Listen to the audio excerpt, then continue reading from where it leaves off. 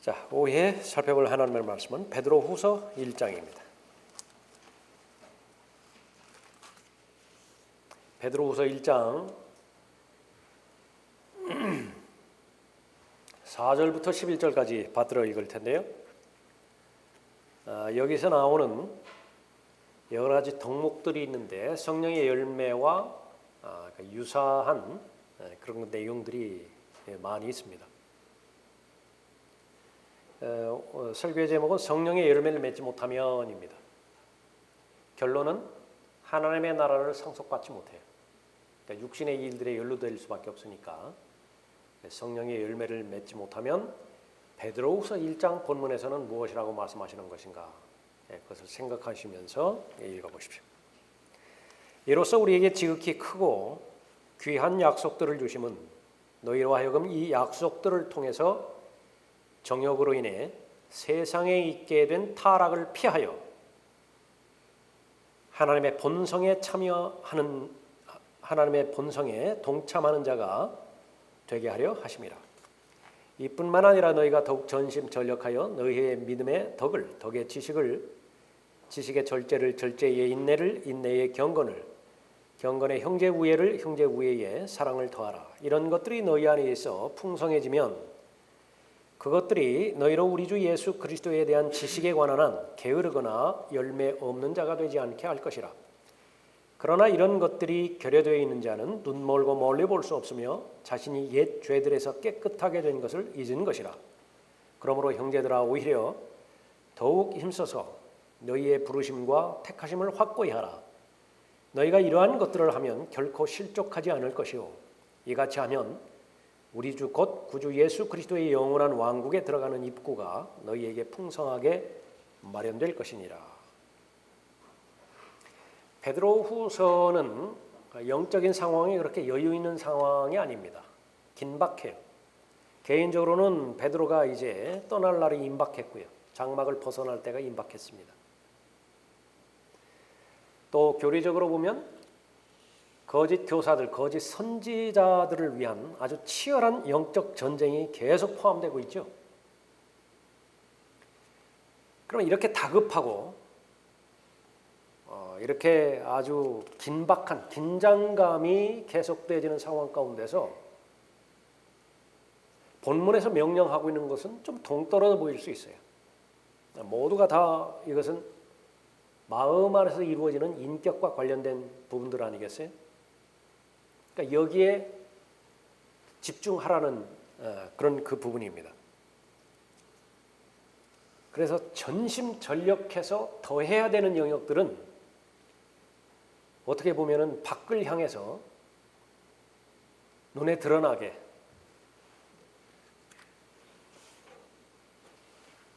그런 그 부분들일 것 같은데 모두가 다 눈에 보여지지 않는 이 부분들이에요.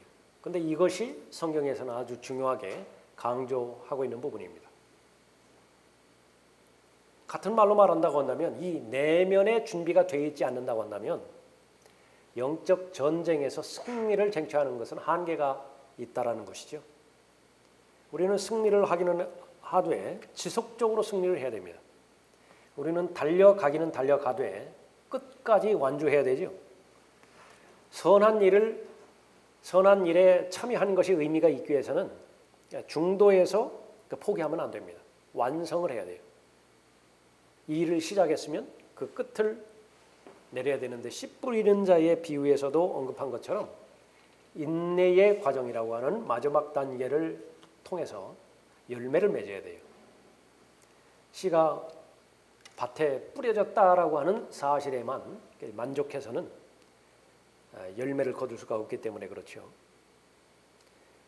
그래서 하나님의 말씀 안에서 가르쳐 주시는 성공적인 그리스도인의 삶, 그것은 하나님의 계획 안에 머물러 있고 또 하나님의 계획 안에서 발견되어지는 하나님의 뜻을 실행하는 그런 그 삶을 말하는 것인데, 그것은 성령으로 태어나서 성령의 인도함을 받아 성령께 순종한 결과 성령의 아름다운 열매를 맺게 되어지는 삶을 말하는 것입니다.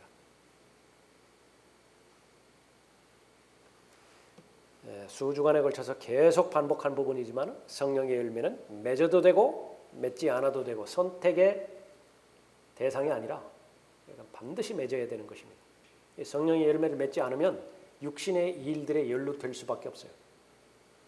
자신의 육신의 욕정과 정욕을 십자가에 못 박지 않는다고 한다면 성령의 열매를 맺지 못하게 되는 것이죠.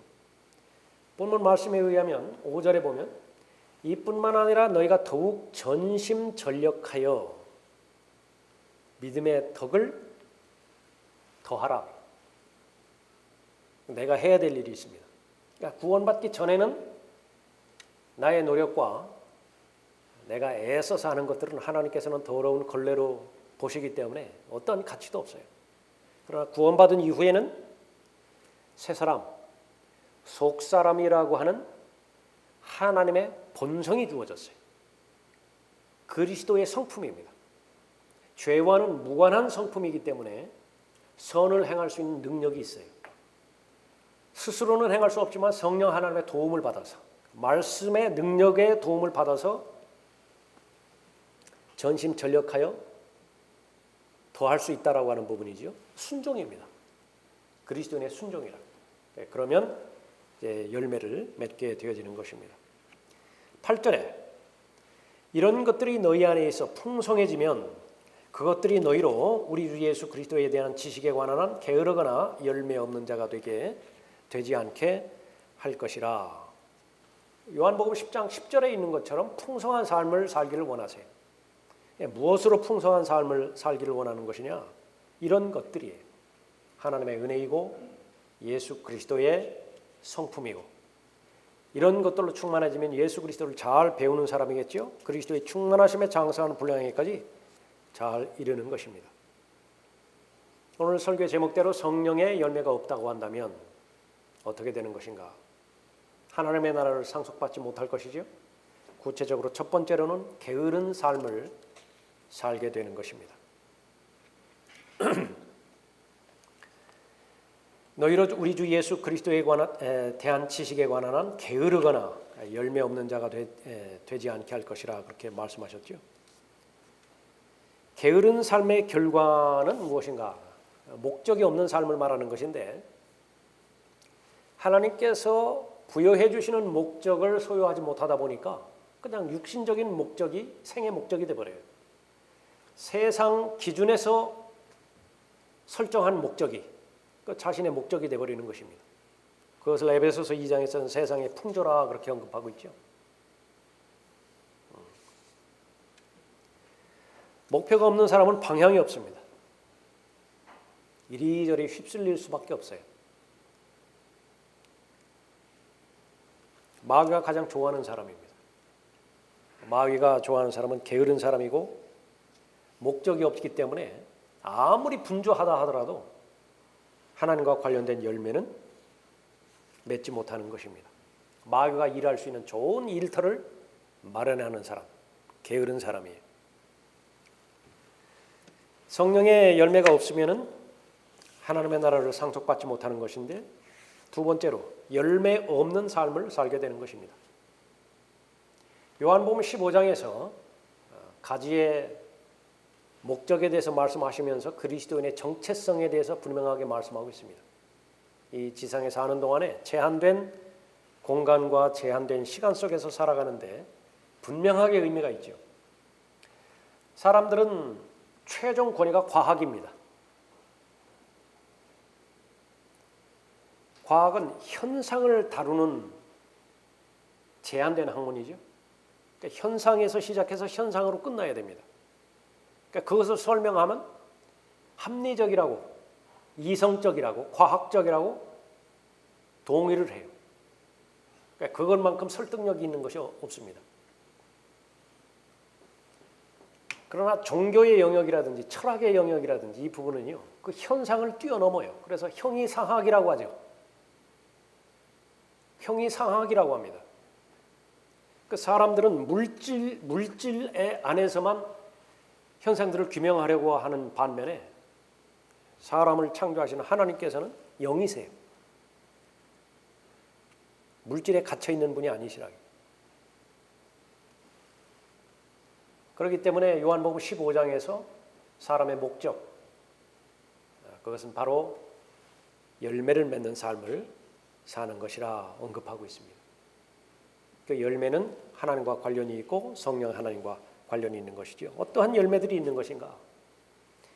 제일 먼저 구령의 열매가 있습니다.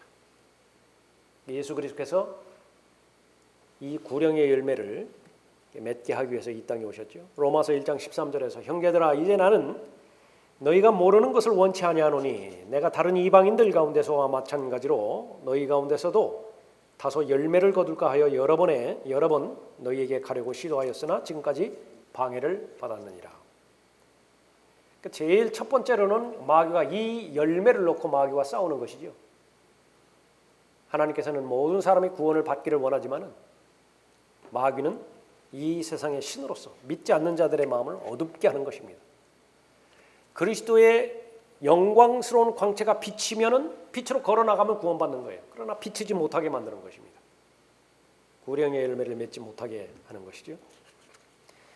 조나 라이스는 이 구령에 대한 많은 설교를 했는데 구령하지 않는 그리스도인들이 저지른 불순종에 대해서 몇 가지로 언급하고 있습니다. 구령하지 않는다고 한다면 예수님께서 하늘에 오르시기 바로 직전에 제자들에게 명령하셨던 가장 위대한 명령이 있죠. 사람들은 지상명령이라고 합니다. 그 명령에 불순종하는 죄를 짓게 되는 것이에요. 또 구령하지 않는다고 한다면 예수 그리스도를 사랑하는 그 사랑이 많이 결핍되어 있다라는 사실을 언급하는 것입니다. 또 구령하지 않는다고 한다면 예수 그리스도를 따르는데 멀찍이서 따르는 것이에요. 베드로처럼. 왜 그렇습니까? 예수님께서 말씀하셨다. 나를 따라오라 말씀하셨죠? 무엇하러 사람을 낚는 어부가 되게 할 목적으로 했는데 사람을 낚는 어부가 지금 지속적으로 열매가 없다고 한다면 온전하게 따르는 것이 아니겠죠? 구령하지 않는다고 한다면 그리스도 안에 온전히 거하지 않는 것이라 그렇게 말하기도 합니다. 구원받을 때 그리스도 안에 다 넣어지죠. 그런 의미에서 거하지 않는다는 것이 아니라 요한복음 15장에서 열매를 맺는 것에 관련돼서 그는 내 안에 내가 그 안에 거하면 그 사람은 많은 열매를 맺느니라. 그런 차원에서 예수 그리스도 안에 거하지 않는 것이라 언급하고 있습니다. 또 하나는 하나님께서 맡겨주신 아주 거룩한 청지기직이 있습니다. 그것은 무엇에 비유를 해내면 달란트에 비유를 하기도 하고 문화에 비유를 하기도 했죠. 그것은 반드시 사용해야 됩니다. 장사에서 이익을 남겨야 되죠. 그런데 이용하지 않은 것이에요. 가장 맡겨주신 위대한 청지기직 가운데 하나는 바로 좋은 소식이죠. 복음이죠. 복음을 헛되이 믿지 않고 굳게 붙잡을 수만 있다면 너희도 그 복음을 통하여 구원받은 것이라. 복음은 예수 그리스도께서 죄인을 위해서 죽으셨다는 사실이죠. 묻히셨고 성경의 예언대로 셋째 날에 사흘에 부활하셨다는 사실입니다. 그 사실을 누구에게 맡겨주셨느냐? 그것을 바로 그리스도인에게 맡겨주셨습니다. 청지기직이에요. 그런데 그 부분에 대해서 소홀히 한 것입니다. 구령하지 않는 사람은 또 하나는 영적인 살인의 죄를 저지르는 것이라 그렇게 언급을 했습니다. 에스겔 3장 18절에서 내가 악인에게 말하기를 너는 반드시 죽으리라 할 때에 내가 그에게 경고도 주지 아니하고 그 악인에게 그의 악한 길에서 떠나라고 경고하여 그의 생명을 구하라고 말하지도 아니하면 바로 그 악인은 그의 죄악 가운데서 죽을 것이나 나는 내 손에서 그의 피를 요구하리라. 바울의 고백에 의하면 절대로 이 피를 바울 자신의 손에서 그렇게 찾게 하지 않으실 것이라 증거하죠. 그러므로 오늘 내가 오늘 너희에게 증거하노니 모든 사람의 피로부터 내가 깨끗하니 이는 내가 하나님의 모든 계획을 조금도 주저함이 없이 너희에게 전해 주었습니다.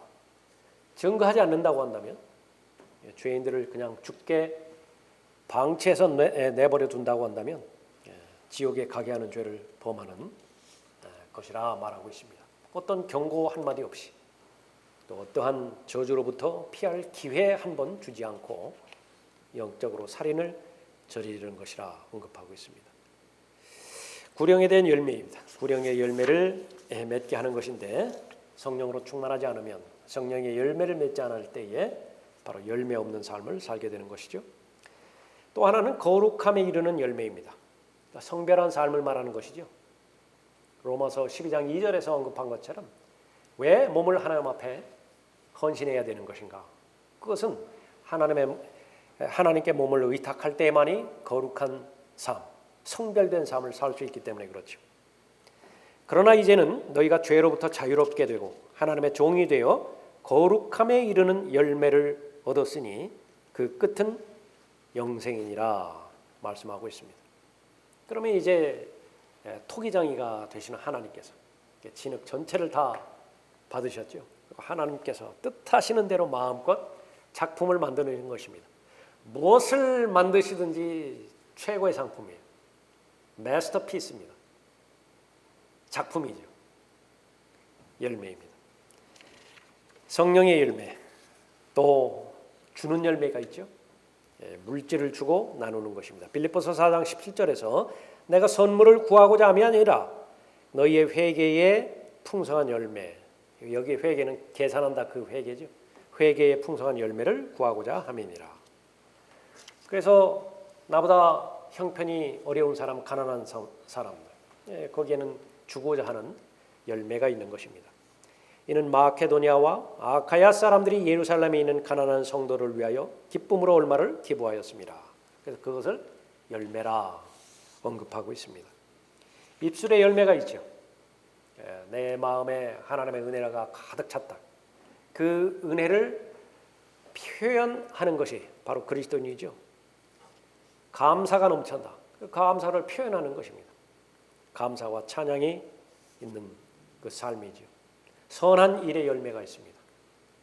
골로새서 1장 10절에서 언급하는 것처럼 선한 일들에 유념하고자 한다고요. 선한 일에 관심이 있는 것이죠. 이러한 많은 열매들로 가득 차 있는 것이 그리스도인의 삶이에요. 성령의 열매를 맺지 못하면 이런 구체적인 열매 역시 마찬가지로 맺지 못하는 것입니다. 가지는 있는데 아주 바싹 말랐어. 반면에 가지는 있는데 잎사귀만 무성해요. 정작 쓸모가 없게 되는 것이죠. 성령의 열매를 맺지 못하면 하나님의 나라를 상속받지 못합니다. 육신의 일들에 계속 연루되는 사람이 하나님의 나라를 상속받을 수는 없기 때문에 그렇죠. 세 번째로 눈이 멀게 되어 있습니다. 눈 멀고 멀리 볼 수 없다 그렇게 언급하고 있죠. 영적인 분별력이라고 하는 것은 멀리 바라볼 수 있는 능력을 포함합니다. 그리스도는 근시안이 되면 안 돼요. 초신자 때에는 어쩔 수 없이 바로 눈앞에 있는 것들만 바라보지만은요. 그래서 모두가 다 예수 그리스도를 믿는 동기가 다 다르다고요. 그러나 시간이 지나면 지나갈수록 선물도 귀한 것이지만은 기도 응답을 주신 그 결과도 중요한 것이지만은 그 선물을 주신 분 자체에 이제 관점을 갖게 되는 것이죠. 그 기도를 들어 주셨다는 사실에 더 삶의 무게를 싣는 것입니다. 기도 응답을 받는 것은 이제 보너스예요. 그러니까 내가 말씀드렸을 때 하나님께서 들으신 거예요. 그 사실을 나는 알게 되는 것이죠. 그러니까 그것이 바로 성숙한 그리스도인이 갖는 영적인 안목인 것입니다. 여기에 이 멀리 바라보지 못하는 멀리 바라볼 수 없는 상황이 되어지면요, 바로 눈앞에 있는 것들, 그건 숫자에 연연하게 되어집니다. 몇 사람이 나에게 영향을 미치는 것이냐, 모이는 사람의 수가 얼마나요? 물질로부터 자유롭지 못하죠. 하나님의 말씀을 증거했을 때 정상적으로 반응하는 것은요, 멀리 바라볼 수 있다고 한다면 하나님의 말씀 자체만으로도 나는 하나님의 인자하심이 얼마나 위대하시고 얼마나 감사하신 것인지 누릴 수 있게 되어지는 것입니다. 성령의 열매를 맺지 못하면 하나님의 나라를 상속받지 못해요. 네 번째로 과거의 죄에 짓눌리는 삶을 살게 되는 것입니다. 9절 보십시오. 그러나 이런 것들이 결여되어 있는 자는 눈 멀고 멀리 볼 수 없으며 자신이 옛 죄들에서 깨끗하게 된 것을 잊은 것이라. 왜 동일한 죄에 대해서 반복적으로 범죄하고 자백하고 반복할 수밖에 없는 것이냐? 그러니까 여기에 걸리게 되어지는 것입니다. 거기에서 탈출할 수 있는 방법은요, 적극적인 방법이 좋죠. 그것은 열매를 맺는 거예요. 열매를 맺으면 된다고요. 옛 죄들에서 깨끗하게 된 것을 잊은 것이라. 이러한 성령의 열매가 맺혀지지 않게 되어지면은 영적인 악순환이 반복되어지는데요. 그 사람의 삶의 우선순위가 무너질 수밖에 없습니다. 누구는 하나님의 나라와 그분의 의를 먼저 구하고 싶지 않은가요?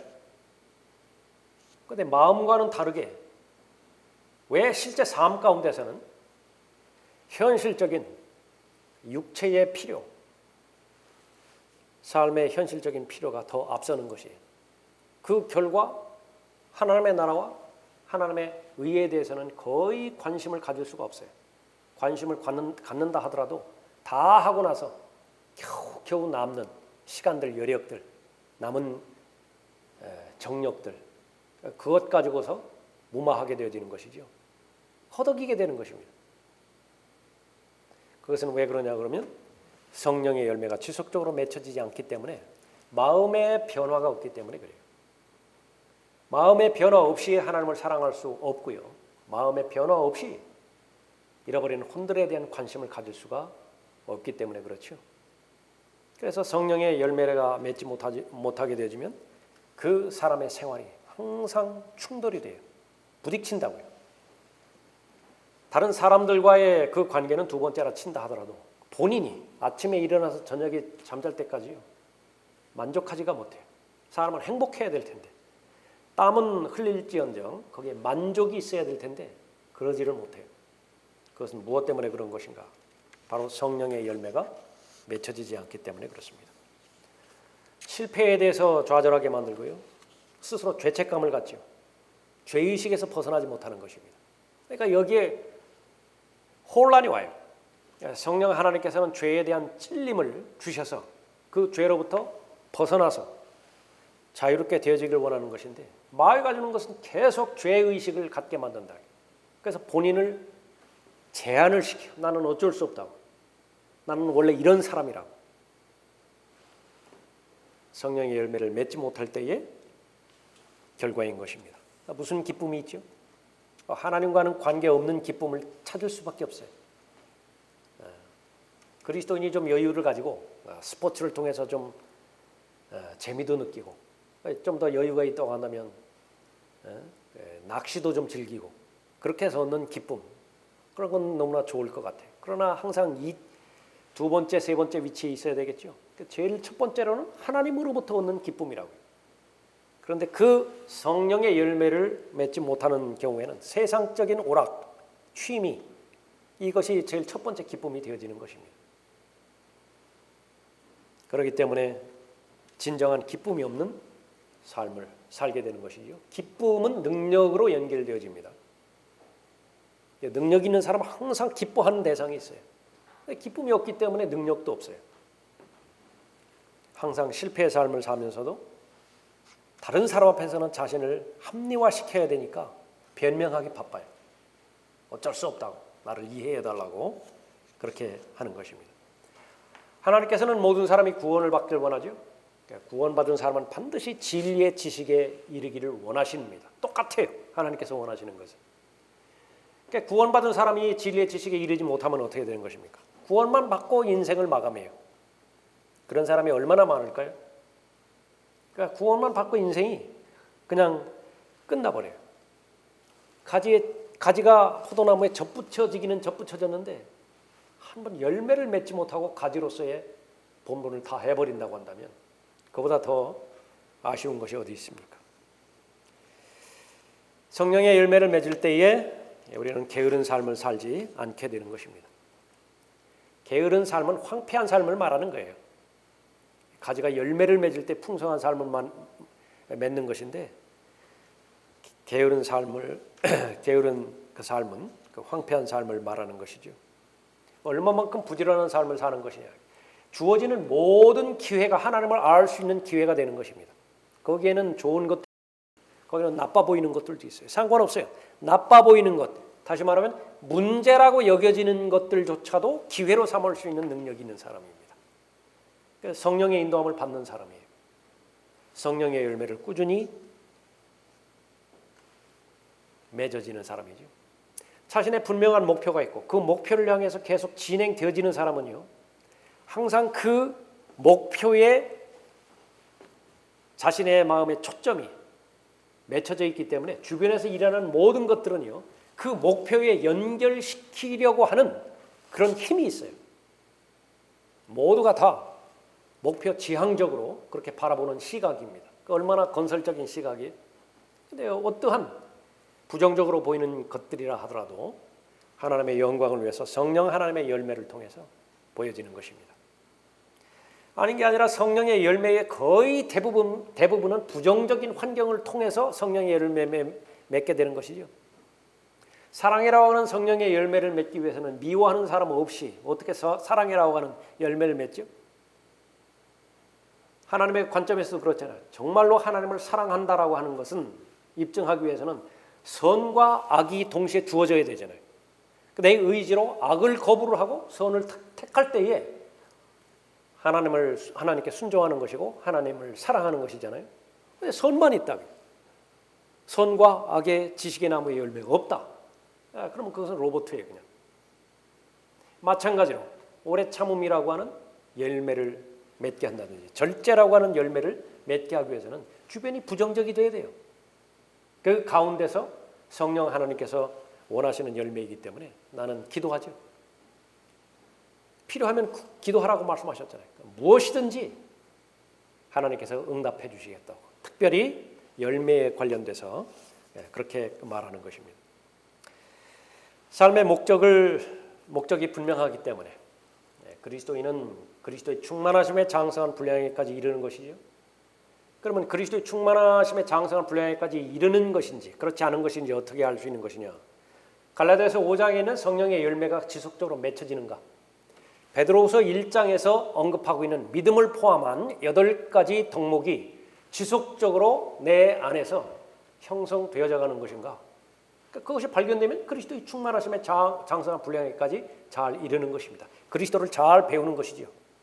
반대로 뭔가 외적으로는 요란하게 뭐가 이루어지는 것 같은데 내면은 허무하다고요.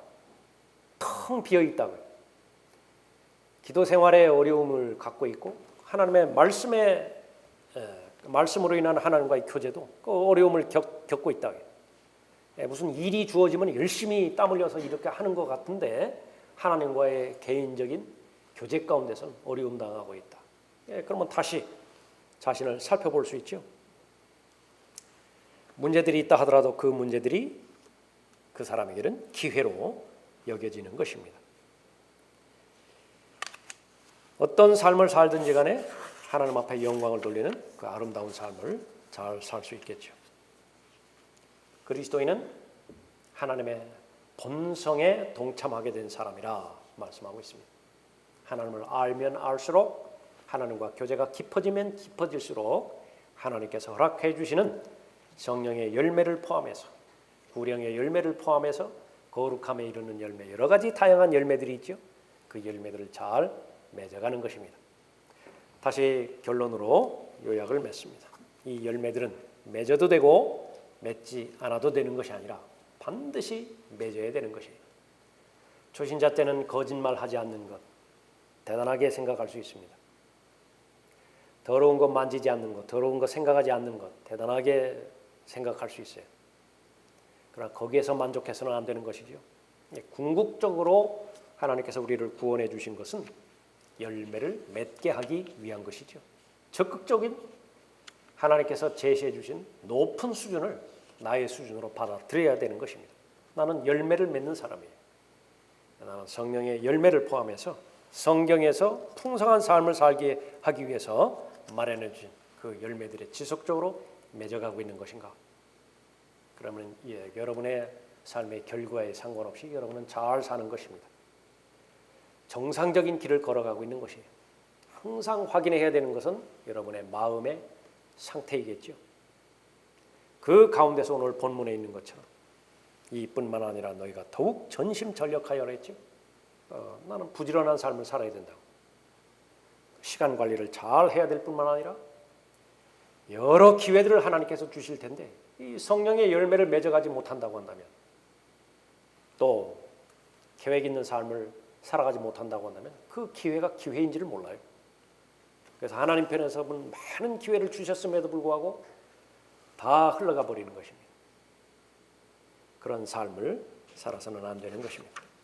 여러분, 하나님의 말씀으로 묵상할 때나 또 하나님 말씀을 근거로 해서 하나님 앞에 기도할 때에 제일 첫 번째 우선순위에 해당되는 그것은 여러분의 영이 성장해야 되는 것입니다.